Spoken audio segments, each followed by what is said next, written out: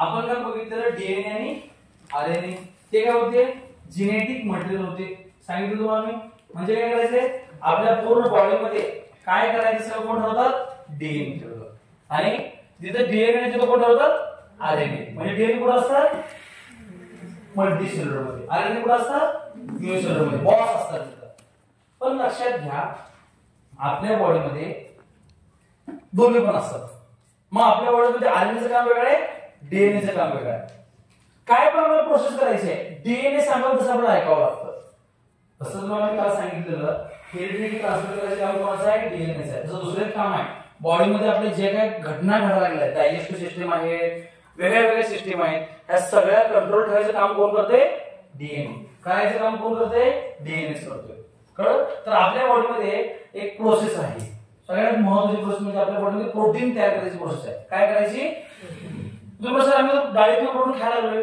डाळीतलं protein खायला लागलाय हे सोडून डाळीतलं प्रोटीनचं रूपांतर कशामध्ये होते अमिनो ऍसिड मध्ये होते कशामध्ये मग या अमिनो ऍसिड पासून परत आपली बॉडी प्रोटीन तयार करत असते काय करते कारण आपण पहिला प्रोटीन खातो म्हणजे डाळी खायला लागलोय डाळी गेल्या डाळी म्हणजेच काय हे प्रोटीन आहे या प्रोटीनला बारीक केलं जाते आणि काय केलं जाते त्या प्रोटीनचं रूपांतर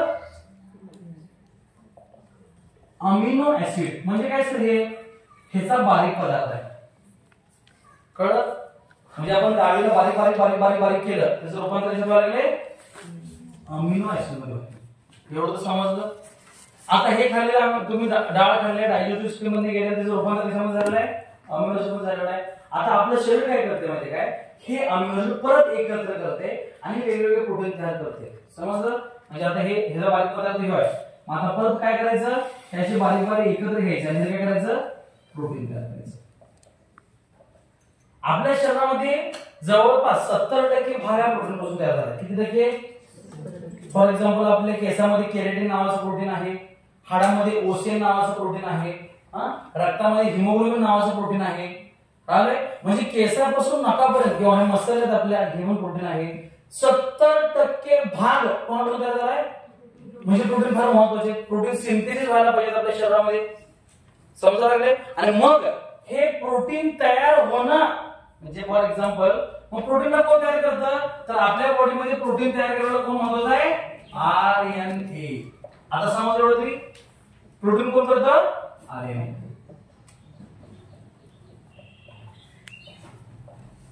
मग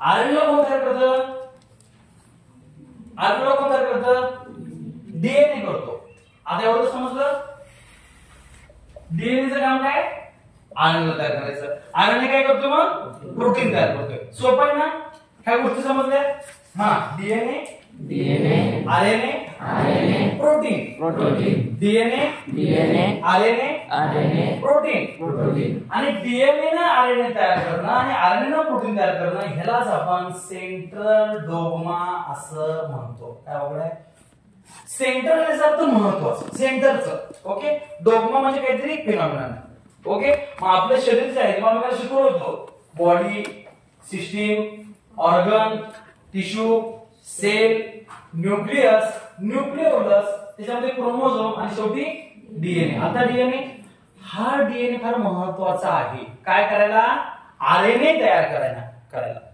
कळलं आणि आरएनएचं काम काय प्रोटीन तयार करणं म्हणजे DNA to RNA RNA to protein is known as central dogma समजलं जरा समजलं डीएनए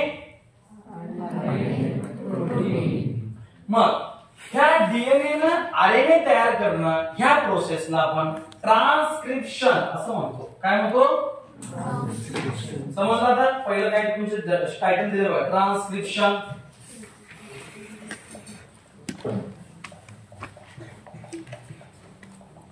मी हळूहळू चालू आहे पहिला आपण बेसिक सांगूया मग पुस्तकात शिकूया ओके डीएनए ना आरएनए तयार करणं काय म्हणलं आपण आता त्या आरएनए ना प्रोटीन तयार करणं त्याला आपण ट्रान्सलेशन म्हणणार काय म्हणणार ट्रान्सलेशन समजलं म्हणजे ट्रान्सक्रिप्शन पहिल्यांदा होणार आहे मग ट्रान्सलेशन होणार आहे आणि अशा पद्धतीनं प्रोटीन तयार होणार आहे सगळं चाललंय एवढं सगळं चाललंय कशासाठी प्रोटीन तयार करण्यासाठी समजलं हा आता म्हणा DNA to RNA transcription RNA to protein translation video थांबा 5 वेळा म्हणा ट्रान्सक्रिप्शन आणि ट्रान्सलेशन म्हणजे डीएनए पासून आरएनए तयार होतात आरएनए पासून प्रोटीन तयार होतात हे विसरायचं अजिबात नाही हे डोक्यातच फिट करायचं सायकलनं जाताना सायकलनं येताना पाठच करून टाकायला पाहिजे कळत आणि फार अवघड आहे मी तुम्हाला सोपं करून सांगायला लागलो फक्त त्यामुळे तुम्हाला यायलाच पाहिजे जे बाकीच्या क्लासच्या पोरांना येत नाही ते 100% तुम्हाला यायला पाहिजे तुझ्याकडनं मला 100 पैकी 100 अपेक्षा आहेत सायन्सला किती सांगितलं हा तर तुला काय लागते मला विचारायचं कळले दररोज एक पाठच करत जायचं आता हे झालं संध्याकाळी पाठच व्हायला पाहिजे तुला उद्या मला जो फोन यायलाच पाहिजे काय डाऊट विचारतो कळतंय ह्यातले जाऊ ना तुला पण सांगायला लागलोय मला अजून बाकीची बुद्धी माहित नाही पाटील आता हे खरं महत्वाचं आहे ते येण्या वेळेस ते सगळं गेलं आता एवढं कॉन्सन्ट्रेट पाहिजे आपल्याला तू पण लक्षात ठेवायचं चालेल जे बाकीच्या नाही येत नाही ते आपल्याला 100% यायला पाहिजे काय म्हणतोय मी सोपं आहे सगळ्यांनाच येते की आपलं काम काय अवघड ते यायला पाहिजे माझ्या अशा अपेक्षा आहे तुमच्या सगळ्यांना जसे 90च्या पुढे सगळे पडायला पाहिजे बायो सायन्स मध्ये तरी समजतंय त्यामुळं हे एक असं बाहेर करून टाकायचं आता पाठ केली नंतर करायला लागणार आहे नंतर केली बघायला पार म्हणजे हे महत्वाचं आहे बरं आता पण केलं नाही परत आणि डॉक्टरकडे लागणार आहे कसं कुठं पण डिफॉर्मेशन लागतंय सगळीकडे लागतंय आणि कोणालाच येत नाही कारण 10वीलाच आपलं झालेलं नसते एवढं समजतंय आता जर पुढे जातो आपण आता हे जे डीएनए आहे आणि आरएनए आहे हा कशापासून बनलाय हा सगळ्यात पहिल्यांदा बऱ्याच घटकापासून 3 घटकापासून बनलेला असतो 3 घटकापासून पण तुमच्या पुस्तकात 10वीच्या लेवलला त्यांनी एकच घटक दिलाय त्यामुळे बाकीचे तुम्ही घेत नाही बाकीचे आपण 12 होतो त्यातला सगळ्यात महत्त्वाचा घटक कोण असतोय नायट्रोजन बेस असतो कोण नायट्रोजन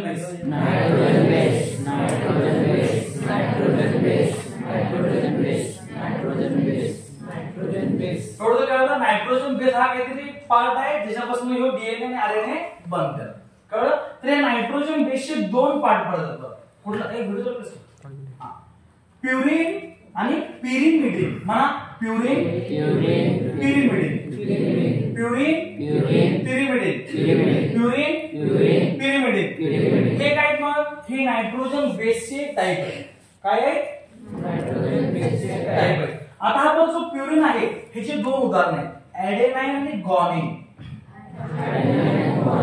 आणि पिरिमिडिनचे सायटोसिन आणि थायमिन ते काय प्युरिनचे टाइप ॲडेनाइन ग्वानिन पिरिमिडिनचे टाइप सायटोसिन थायमिन कशामध्ये डीएनए मध्ये कळलं आता मला ॲडेनाइन ग्वानिन सायटोसिन थायमिन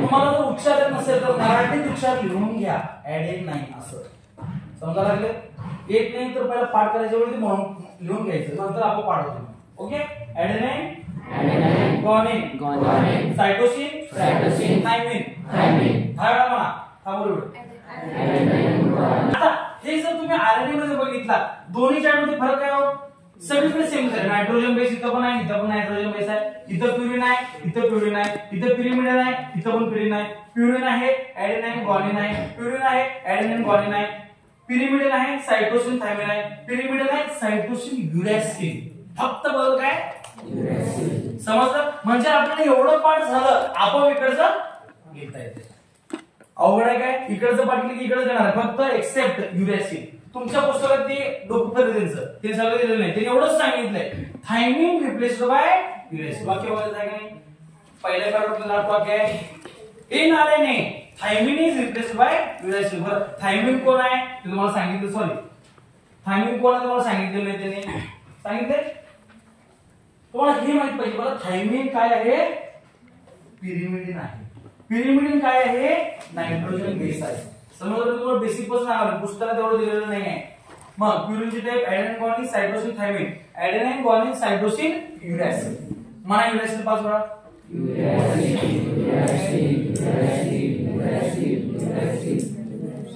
कळलं आता परत पहिल्या पॅराग्राफ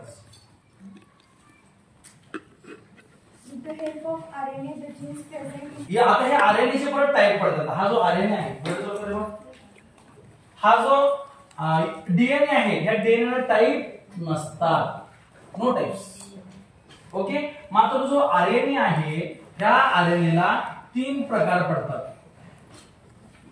एम आरएनए, ओके, त्यानंतर टी आरएनए आणि तिसरा आहे R RNA. Okay. M T R लक्षात ठेवायचं. म्हणा आता M RNA, T RNA, R RNA, M RNA, T RNA, R RNA, M RNA, T RNA, R RNA. म्हणा किती शब्द आहे न्यूक्लियोटाइड.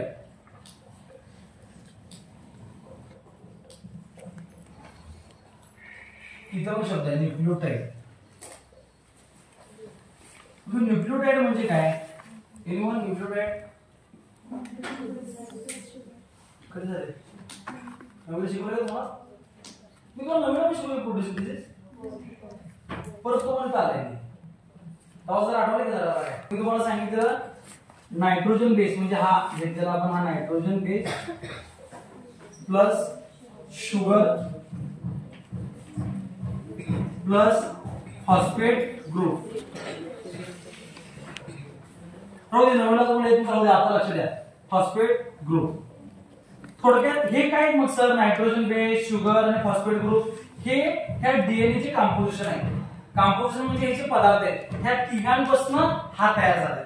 ओके. तिघांपासून हा म्हणजे काय नायट्रोजन बेस शुगर आणि फॉस्फेट ग्रुप यापासून न्यूक्लियोटाइड तयार होते आणि या अनेक न्यूक्लियोटाइड पासून हा म्हणजे डीएनए कशातून तयार झाला. तसंच आरएनए पण त्यातून तयार झालाय. न्यूक्लियोटाइड म्हणजे काय शुगर नायट्रोजन बेस माफ आहे sugar nitrogen base phosphate group is known as nucleotide. आणि टर्मिनेशन कुठलं होतं समांतर.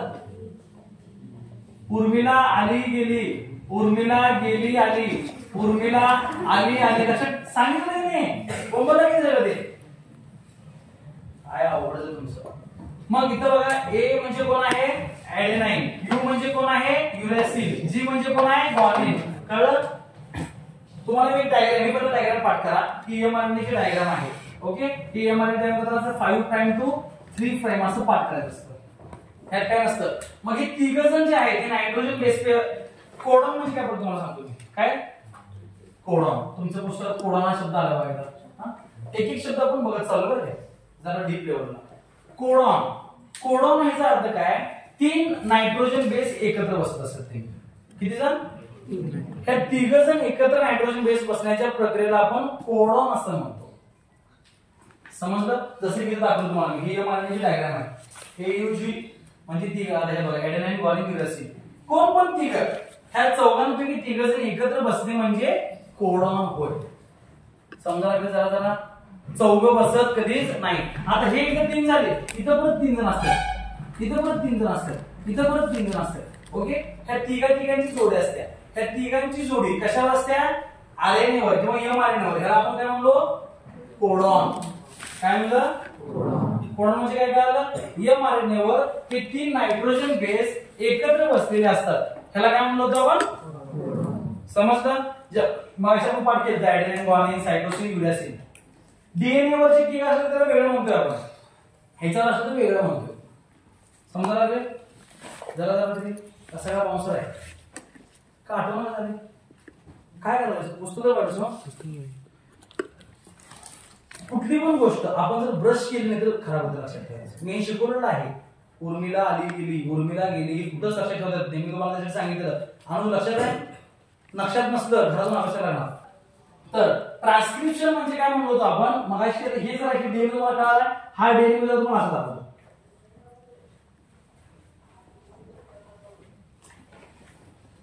समजलं. ह्या डीएनए वर हा एमआरएनए कसा मध्ये तयार झालेला असतोय. ही डायग्राम मी तुम्हाला इथे दाखवली. आता जरा समजलं काय काय व्हायला लागले. ही डायग्राम होती डीएनए ची. डीएनए वर एमआरएनए तयार होणं त्या प्रोसेसला आपण काय म्हणलं होतं समजलं. मी तुम्हाला डायग्राम दाखवली होती. ही डीएनए ची डायग्राम आहे. ह्या डीएनए वर हा एमआरएनए तयार झालेला आहे. ओके. मग ते बघा इथं कशा आहे ते 1 2 3 तसे इथं 1 2 3 असे तयार होतात. कॉम्प्लिमेंटरी बेस पेअरिंग म्हणजे ते कॉम्प्लिमेंटरी याचा अर्थ काय होतो त्याला पाहिजे तसं. जसं की ह्या ए ला नेहमी हा जो A आहे हा नेहमी A डबल बॉन्ड T असा राहत असतो आणि G always triple bond C राहत असतो. ATGC असं पाठच करायला असते.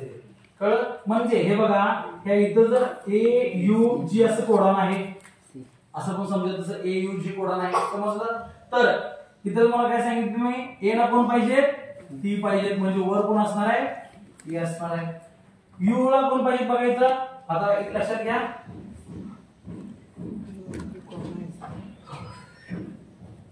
UAC ला इथं UAC म्हणजे DNA मध्ये कोण असणार आहे, थायमिन असणार आहे. कळलं? आता U आहे म्हणजे तो कोण असणार,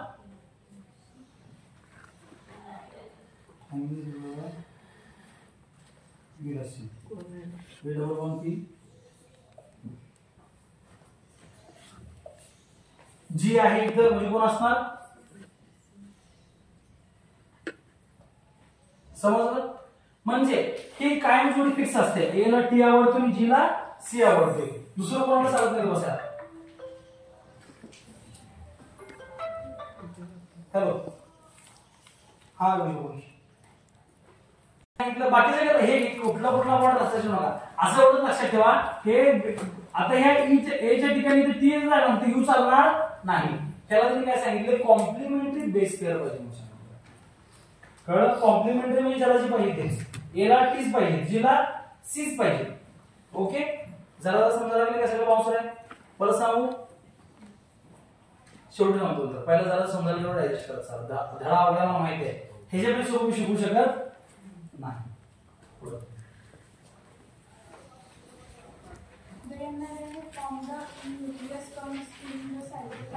समजलं जरा असेल तर फोटो काढून घेऊ. अशी सिस्टीम आहे की M T आणि R हे बारकं पाहिजे, स्मॉल लेटर मध्ये पाहिजे असते. ओके, उगाच काढलं चुकून काढलेलं नाही, मी ते मुद्दाम तसं काढलेलं आहे. कळलं? तर हा जो M आलेला आहे हिची डायग्राम आपण आताच बघितली, अशा असत्या. याच्यामध्ये ट्रिपलेट कोडॉन असतात.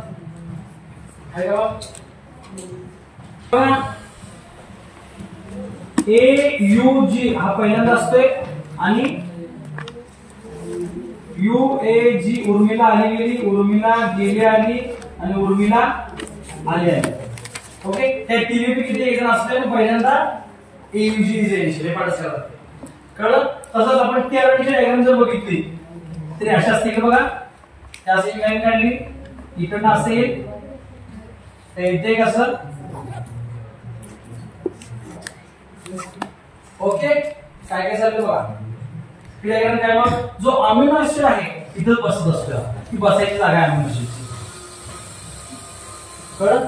जसे इथं कोडॉन आहे, हा ते कोडॉनच्या बरोबर उलटा इथं पुण्याला अँटी कोडॉन म्हणायचं.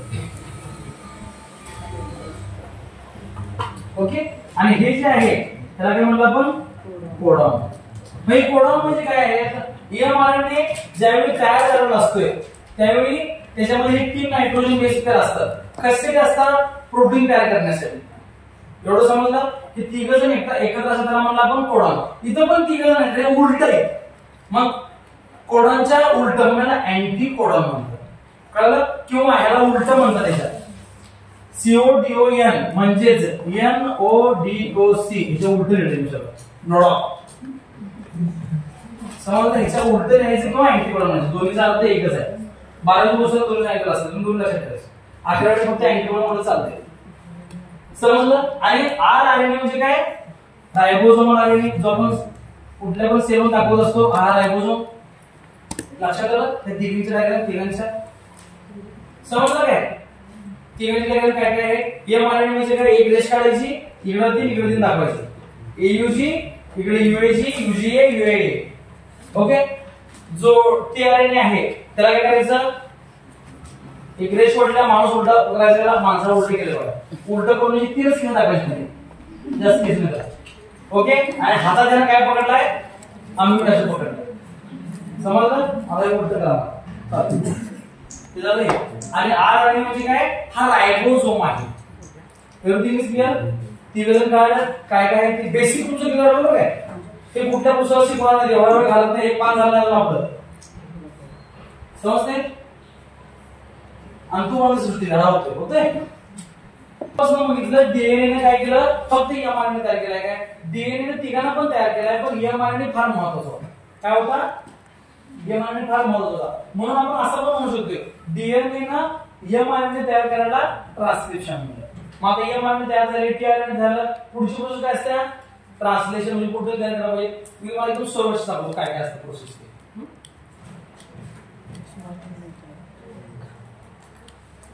ही सेल आहे, एनी डाऊट, तर सेलच्या मध्ये हा न्यूक्लियस आहे, समजलं.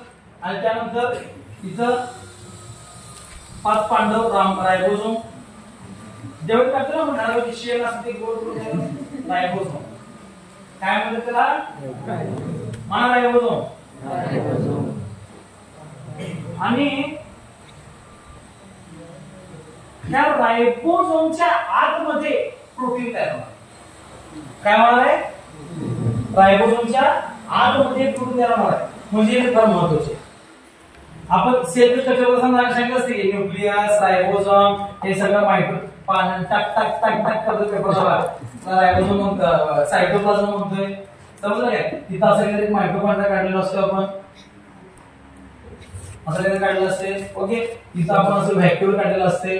आणि डायग्राम मध्ये बरोबर काय असते ना, काय काय असते महत्त्वाचं नाही. मला आता हे बाकीचे कोण नको, फक्त मला थोडंच दाखवायचं आहे. मला जे पाहिजे ते दाखवायचं. आपल्याला प्रोटीन तयार कोण पाहिजे, सगळ्यात पहिल्यांदा न्यूक्लियस पाहिजे. समजलं. आता आपण जेवण केलेलं आहे, जेवण केलं म्हणजे आपण डाळ खाल्लोय, आमटी खाल्लोय. त्या आमटीमध्ये, आमटी म्हणजे प्रोटीन आहे. काय आहे, मग ह्या प्रोटीन मध्ये काय असतं, प्रोटीन जेव्हा आपण बारीक बारीक करतो, मला सांगितलं प्रोटीन बारीक केल्यावर अमिनो ऍसिड येतात. आता हे सगळे अमिनो ऍसिड असतात तिथे बोंबलत फिरत असतात. कुठं, त्या सायटोप्लाझम मध्ये amino acid, amino acid, amino acid. Okay, त्या पूर्ण सायटोप्लाझम मध्ये फिरायला लागले. कळलं. मीनोवेल काय होते, ह्याच्यामध्ये एमआरएनए असतोय. हा मेसेज घेऊन येतो आपल्याला प्रोटीन तयार करायचं आहे. M for messenger RNA. आता फॉर एक्झाम्पल मी तुम्हाला उदाहरण सांगतो, प्रत्येक हे सांगतोय. तुम्हाला आईनं चपाती करायला सांगितलं, कसं करणार, पुढे सांगतोय चपाती करायला. कळलं. आईने माहिती दिलं कधी पीठ घेऊन ये, मग पीठ आणलं तुम्ही किंवा काय आणलं, मग सगळं एका ठिकाणी आणायचं. म्हणजे काय, ट्रान्सफर करायचं काम टीआरएनएचं असतं. मग तुम्ही काय करताय, कणिक मळताय. म्हणजे रायबोसोमच्या आतमध्ये पुढे करताय. घरात मस्त काय करायचं, पाहुण्यामध्ये तुमचे कणिक मळायला लावलं, मस्त पैकी ताट पीठ घेऊन यायचं. कुठं, हॉलमध्ये, आणि मळायचं. चालते काय, बाथरूम मध्ये करायचं चालते. कणिक पण मिळतं आपण किचन मध्ये. तसं प्रोटीन पण तयार होत नाही, प्रोटीन पण तयार होत नाही, मायटोकॉन्ड्रिया मध्ये होत नाही, कुठं होत नाही. त्यामुळे रायबोसोम मध्ये ते सगळं होतं. R for रायबोसोम. मी तुम्हाला प्रोसेस सांगालोय, कोण बोलाले आली, त्याची दुसरी बारी आली, लक्ष द्यायचं दुसरं.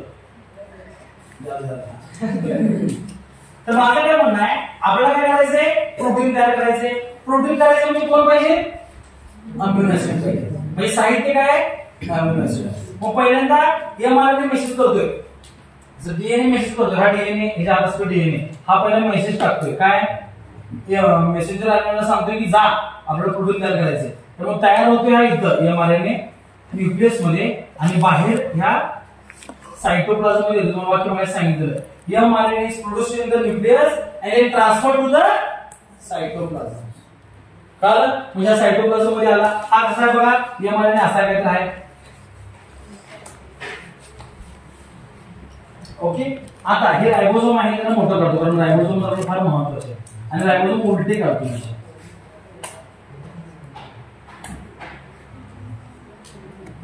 आणि हा काय करतोय, कोण कोण बोलवलंय, काय अवघड आहे काय, अवघड नाही सोडा, लक्ष द्या. हे रायबोसोम आहेत, मी जरा उलटे काढत फक्त. ह्या रायबोसोमच्या आतमध्ये काय होतंय, हा एमआरएनए जाऊन बसतोय असा. ओके, पुढे बसलाय, ह्याच्या आत बसलाय. आता हा जो टीआरएनए होता त्याला असं घेतोय, कुणाला अमिनो ऍसिड, आणि हा घेऊन काय करतोय इथं आम्हाला बसवतोय. ते बघा हे मगाशी किती लागलं की नाही, कोडॉन आणि अँटी कोडॉन एकत्र येतात, त्यामुळे हा इथं असा घेतला. समजलं काय म्हणालो, हा इथं अमिनो ऍसिड आला. आता इथं अजून एक हे असते कोण, कोडॉन आहे. दुसरा एक जण येतो इथं असा, हा इथे येऊन बसतो. समजलं मी काय म्हणलो ते का नाही? पावसाळा सगळं जर आम्ही जर डायग्राम मोठी काढू तुमची, मग तुम्हाला प्रॉपर समजेल.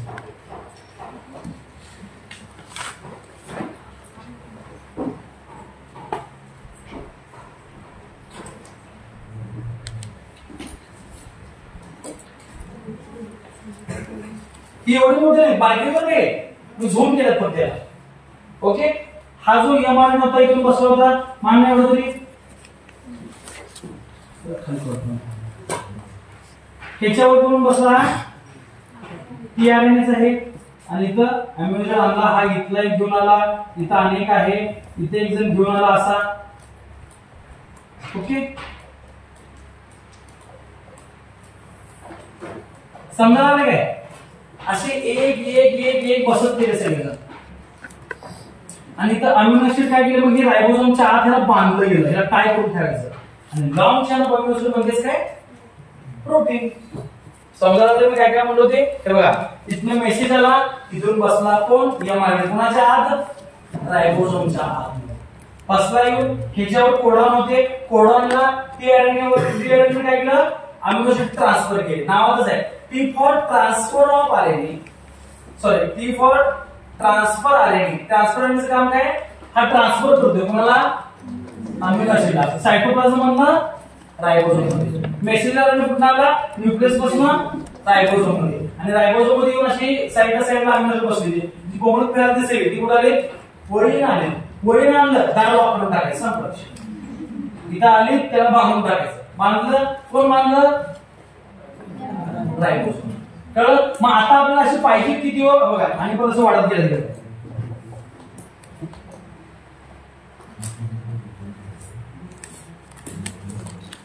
असे भरपूर वाढत गेले. कळलं? आता काय झालं बघा, अजून ही लाईन मोठी आहे, इथपर्यंत आरएनए आहे, हे आहे आपला कोण, एमआरएनए. आणि इथं तरी संपलं कोण, तीनच होती, तीनच होते कोण, रायबोसोम. मग काय होतंय, हा इथनं जातोय, आता काय चिटकले, हा जाऊन काय करतोय, पुढे बसतोय. कळलं? हा इथून जातोय आणि जाऊन पुढे बसतोय. कळलं? आणि अशा प्रमाणे काय होतंय, ही चेन अशी वाढत वाढत वाढत वाढत वाढत जाते. समजलं? मग हे होत असताना काय झालं, रायबोसोमने काय केलं, आपली जागा सोडून दुसरीकडे गेला. ह्यालाच म्हणायचं ट्रान्सलोकेशन. कळलं काय म्हणलो, तुम्ही जर पोस्टला सांगितलं बघा, ट्रान्सक्रिप्शन, ट्रान्सलेशन, तिसरं होतं ट्रान्सलोकेशन.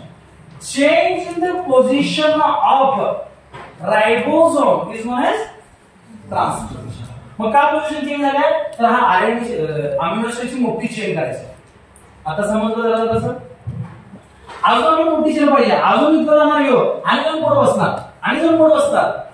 कळलं? पण पहिल्यांदा हे हळूहळू मोठे होत जाणार. समजा पावसाळ्यात आहे, ह्या गोष्टी बोलू मी. आता समजलं काय काय गोष्टी मला समजत नाही. आता पहिल्यापासून वाचतो. या mind project NOS. Each one RNA is made up of thousands of triplet codons. As per the message of mRNA, amino acids are supplied by the tRNA. काय केलं, amino acid are supplied by tRNA. TRNA ने supply केला कोणाचा, amino ऍसिडचा. Okay, मी मराठी सांगितलं तुम्ही English मध्ये वेळ फिरून सांगा, एवढा विषय. हा, For this purpose, tRNA has anticodon having complementary sequence. त्यासाठी काय आहे, त्या टीआरएनएला अँटीकोडॉन आहे. कळलं? कारण कुठं पण बसणार की तो पाहिजे तर बसायला पाहिजे, मग त्याला कोडॉनला अँटीकोडॉन असतं. हा, This is called a translation. त्याला ट्रान्सलेशन म्हणायचं. The amino acid ट्रान्सलेशन म्हणजे काय, प्रोटीन. म्हणजे हा एकत्र बसला की ओढ तयार व्हायला की, म्हणून या प्रोटीनने ट्रान्सलेशन म्हणजे पुढं. The amino acids brought in by tRNA are bonded together by peptide bonds with the help of RNA. हा, हे आरएनए काय करतोय, टीआरएनए सॉरी आरएनए काय करतोय, त्या अमिनो ऍसिडला बांधून टाकतोय. हे बांधलेला बॉन्ड जो आहे त्याला आपण पेप्टाइड बॉन्ड असं म्हणतो. आता समजलं कोण बांधलाय मग सांगितलं बांधून ठेवलं बांधलेलं कशाला पेप्टाइड बॉन्ड. पुढे During this process, the ribosome keeps on moving from one end of mRNA to other end of distance. त्यांनी काय सांगितलंय हे प्रोसेस होत असताना हा जो रायबोसोम काय होतोय moves from one end to another. One end of mRNA. तेच की one end of mRNA to the another end of mRNA म्हणजे इथनं पुढे चाललाय त्याला काय म्हणलं ट्रान्सलोकेशन. समजलं पुढे. Such a many things come together to form complex protein. अशा अनेक जण एकत्र आले काय झालं होते प्रोटीन तयार झालं. पुढे These proteins control various functions in the body of living organism and their appearance too. हा आणि हे असे प्रोटीन तयार केल्यामुळे काय होते आपल्या बॉडीमध्ये वेगळे वेगळे कार्य चालू असतात. कळलं जसं की एचबी हिमोग्लोबिन तयार झाला रक्त वाहन चालले. ओसीएन नावाचं प्रोटीन झाले हार्ट स्ट्रॉंग व्हायला लागले. वेगवेगळ्या प्रकारचे हार्मोन तयार व्हायला लागले त्यामुळे वेगवेगळ्या प्रोसेस व्हायला लागले. हा असं त्यांनी सांगितलं. Living organism can produce individuals like themselves due to genes only, and some of those genes are transmitted to the next generation without any changes. Due to this, some of the characters आपण translocation असं म्हणलेलं आहे. Okay त्याला protein म्हणलेलं आहे. झालं इथपर्यंत सगळं कळालंय की टायटल तुमच्या वहीत यायला पाहिजे. तर ही वहीत नाही तुम्ही पुस्तकात नाही तर यायलाच पाहिजे. समजा लागले प्रत्येक वाक्य मी सांगावे तुमच्याकडे यायला पाहिजे. चांगलं वेळ असं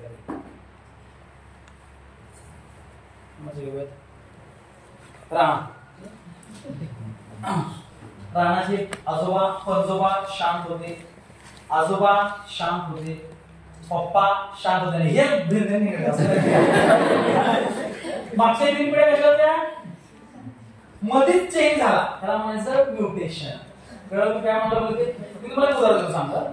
हे बघा हेरिडिटी म्हणजे काय यांच्या पणजोबा यांच्या पप्पांसारखाच झालाय सगळं त्याला म्हणायचं हेरिडिटी.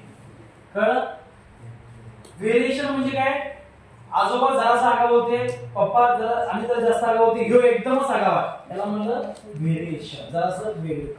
आणि म्युटेशन म्हणजे काय बाकी नीट होतात मधलं सगळं घोळा. Sudden change in the genes is known as mutation. ते सांगितलं. हेरिडिटी म्हणजे काय ट्रान्सफर ऑफ कॅरेक्टर. व्हेरिएशन म्हणजे काय डिफरंट कॅरेक्टर. सारखंच होणं याला म्हणलं हेरिडिटी. जरा वेगळं होणं याला म्हणलं व्हेरिएशन. आणि आधीच्या पिढीपेक्षा मध्येच व्हेरिएशन कसं असते म्हणजे काय हळूहळू होत असते. काय पिढीपेक्षा जरा त्या पिढी हुशार त्यापेक्षा ते हुशार त्यापेक्षा ते हुशार याला आपण व्हेरिएशन म्हणलं. जरा जरा जरा आपण हुशार गेलो त्याला काय म्हणलं व्हेरिएशन. आहे तसं झालं त्याला म्हणलं हेरिडिटी. आणि बाकी मंद होती मध्ये हुशार झालं त्याला म्हणलं म्युटेशन. कळलं किंवा आधी हुशार होती मध्येच मंद त्याला म्हणलं म्युटेशन. समजा लागलं जरा एव्हरीथिंग इज क्लिअर. ओके पुढं इथपर्यंत समजलंय. टाइम काय झाला बघा तुम्हाला.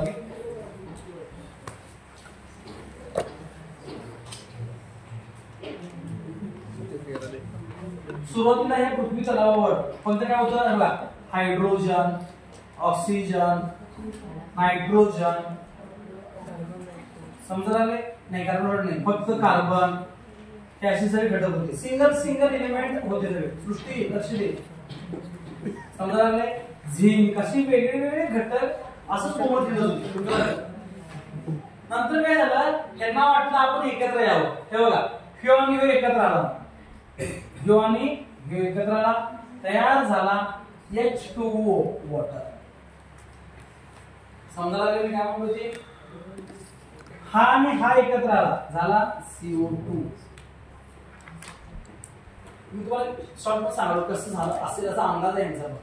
असं अशा पद्धतीने हे सिंगल घटकाचे H2O CO2 असे वेगळे घटक तयार झाले. समजलं. आणि त्यानंतर आणि कालावधी वर्षानंतर हे सगळे असे जे पदार्थ होते हे सगळे NO2 नायट्रोजन ऑक्साईड वेगवेगळे पदार्थ सगळे तयार झाले. हे सगळे एकत्र येऊन काय झालं न्यूक्लिक ऍसिड तयार झालं. न्यूक्लिक ऍसिड म्हणजे काय न्यूक्लियस चार्ज असते ते न्यूक्लिक ऍसिड म्हणजे न्यूक्लियस तयार झाला इथं आता. कळलं मी काय सांगायला लागलो ते. अशाच प्रमाणात मायटोकॉन्ड्रिया पण तयार झालं.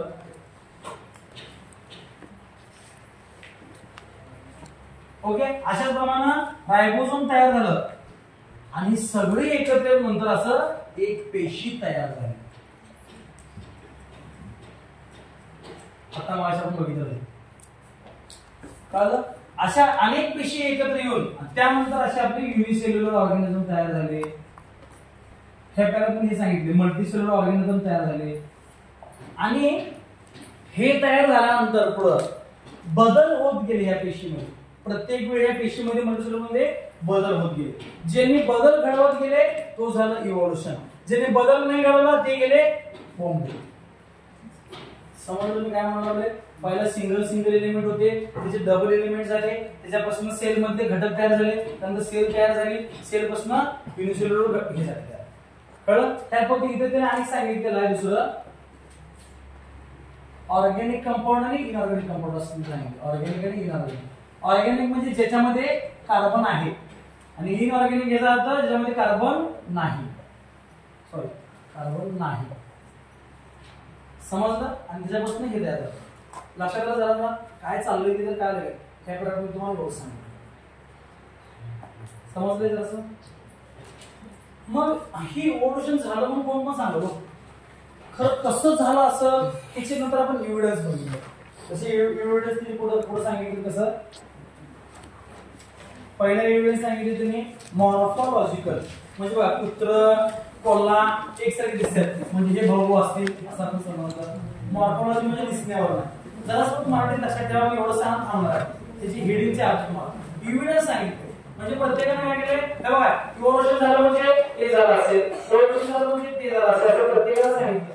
पहिला एव्हिडन्स काय मग मॉर्फॉलॉजिकल.